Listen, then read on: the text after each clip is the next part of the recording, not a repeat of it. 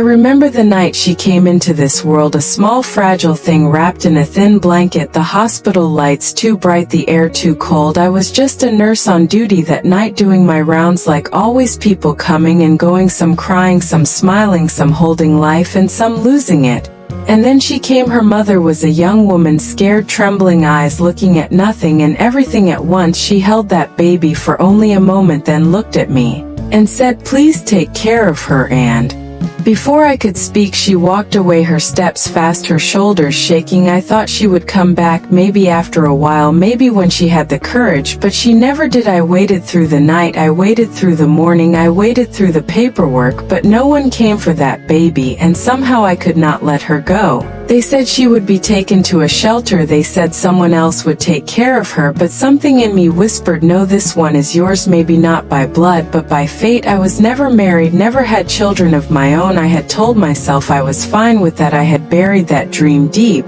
But when I looked into those tiny eyes, I felt something bloom inside me, something warm, something alive. I asked the hospital for permission, I filled the forms, I stood before the officials. They asked, "Why would you do this?" And I said, "Because someone has to love her."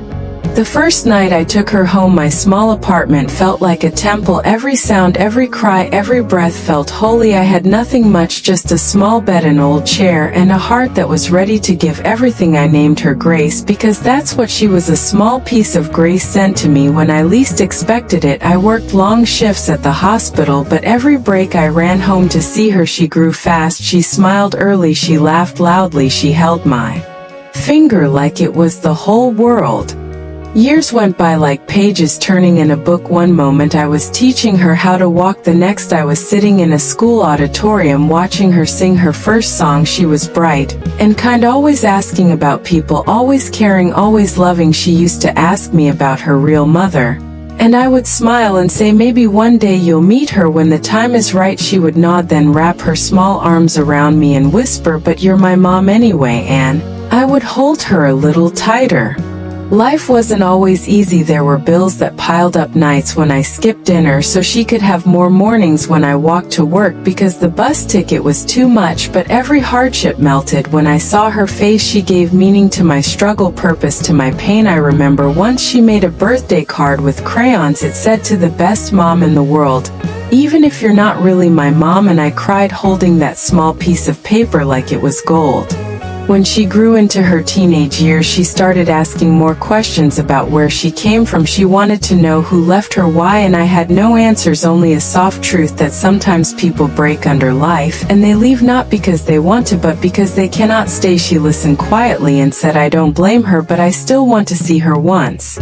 Time passed. She went to college far from home. She called every night telling me about her classes, about her friends, about the boys she liked. She was growing fast, and I missed her like a mother misses the part of herself that walks away. I kept her room clean the way she left it, her pictures on the wall, her books untouched, her laughter still echoing in the corners. Then one day she came home, her eyes red, her hands trembling. She said, "Mom, I found her, my real mother." My heart stopped for a second. I felt something heavy inside me, but I smiled and said, "That's good, my child, that's very good." She looked at me confused and said, "Aren't you upset?" I said, "No, my dear, you deserve to know where you came from." She said she wants to meet me. She lives not far from here. She said she regrets everything. I nodded again and said, "Go see her.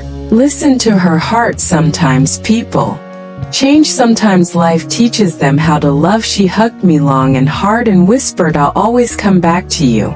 The day she went to meet her real mother, I sat alone at home, the clock ticking slow. I looked at her baby pictures and remembered every sleepless night, every lullaby, every fever, every school award, every tear and laughter that filled this small apartment. I thought maybe she would forget me, maybe she would want a new life, a new beginning.